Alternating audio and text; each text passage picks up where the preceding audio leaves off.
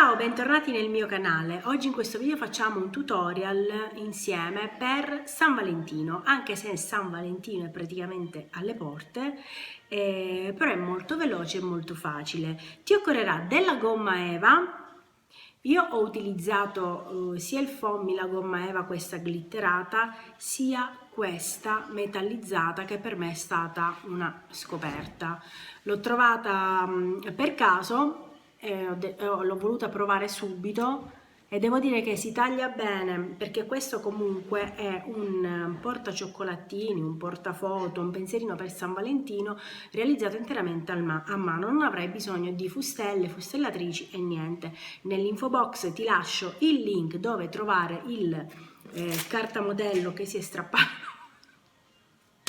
Mi è pure caduto l'altro pezzo.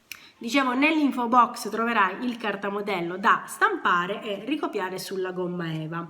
Io ho utilizzato poi il cuoricino che ho ritagliato qui all'interno per fare la base.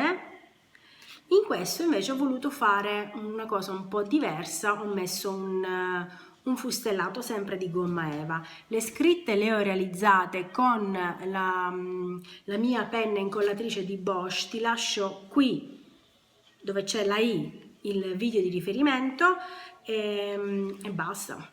Ho aggiunto un fiocchettino, però volendo puoi mettere dei cioccolatini, delle caramelle confezionate o una foto come ho fatto io.